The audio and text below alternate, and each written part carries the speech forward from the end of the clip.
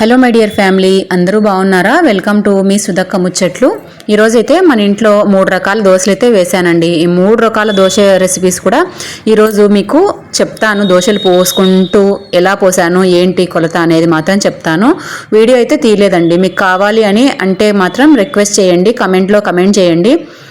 ఏ recipe కావాలి అనేది తప్పకుండా నెక్స్ట్ వీడియోస్లో పోస్ట్ అయితే చేస్తాను. ఈరోజు అయితే మన ఇంట్లో చేసిన 3 రకాల దోశలు ఏంటంటే, ఒకటి వచ్చేసి రాగి దోశ అండి. రాగి దోశ, జొన్న దోశ, ఇది వచ్చేసి ఉప్పుడు బియ్యము, మామూలు రేషన్ బియ్యము, మినపప్పు కలిపేసి దోశలు అయితే పోసాను. అన్నీ కూడా ఈ 3 minutes షార్ట్ వీడియోలో అయితే టెస్ట్ లాగా పెడుతూ ఉన్నానండి. అంటే యూట్యూబ్ నుంచి మనకు నోటిఫికేషన్ అయితే వచ్చింది కదా, 3 minutes లోపల ఉండే వీడియోస్ని షార్ట్స్ రూపంలో పెడతామని, చెక్ చేద్దామని. ఇది చూద్దాము ఎలా మనకు ఈ 3 minutes లోపు వీడియో షార్ట్స్లో చూపిస్తుందా లేదా లాంగ్ వీడియోలో చూపిస్తుందా అని టెస్ట్ కోసం అయితే 3 minutes లోపు ఉండేటట్లే ఈ వీడియో అయితే ఎడిట్ చేస్తూ ఉన్నాను. దాదాపు ఈ వీడియో అయితే 8 minutes వీడియో అండి, కానీ నేను చూద్దాము అని 3 minutes లోపే ఎడిట్ చేస్తూ ఉన్నాను. ఫస్ట్ వచ్చేసి రాగి దోశ రెసిపీ అయితే చెప్తాను.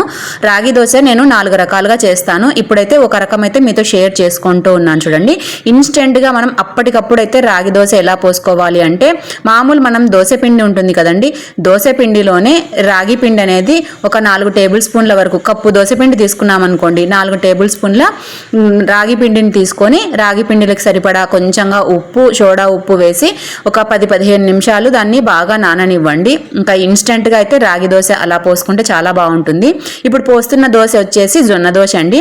ఈ జొన్న దోశ మాత్రం నేను నానబెట్టి రుబ్బిన దోశ పిండి అంటే 3 కప్పుల జొన్నలు తీసుకున్నాను. 3 కప్పుల జొన్నలకు 1 కప్పు మినపప్పు, 1 స్పూన్ మెంతులు వేసుకొని అన్నీ కూడా 8 hours పాటు బాగా నానబెట్టిన తర్వాత మిక్సీకి కానీ గ్రైండర్ కానీ రుబ్బుకొని మనము నైట్ అంతా కూడా పర్మెంట్ చేసుకున్నామంటే ఈ దోశపిండి కూడా మనకు చక్కగా వస్తుందండి. ఇక ఎండాకాలం అయితే మనము ఈ దోశల్ని అంటే మిల్లెట్స్తో చేసిన దోశల్ని ఏవి కూడా పర్మెంట్ చేయాల్సిన అవసరం ఏమీ లేదండి.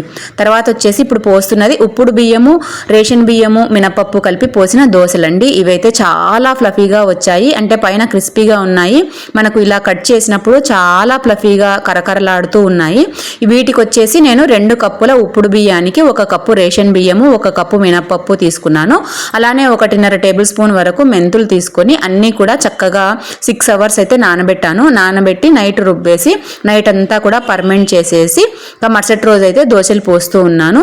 ఇది చలికాలం కాబట్టి మనం ఏ దోశ పిండి అయినా సరే పర్మెంట్ చేసుకుంటేనే చక్కగా వస్తాయండి దోశలు. ఇక ఎండాకాలం అనుకోండి, ఎక్కువగా పర్మెంట్ కావాల్సిన అవసరం లేదు మిల్లెట్ దోశలు. ఇక ఓకేనా అండి? ఈ దోశలు మీకు ఇందులో ఏ దోశ రెసిపీ కావాలన్నా సరే తప్పకుండా కమెంట్ చేయండి. కమెంట్ చేస్తే తప్పకుండా చేసి చూపిస్తాను. నెక్స్ట్ వీడియోలో మళ్ళీ కలుస్తానండి. అంతవరకు బాయ్.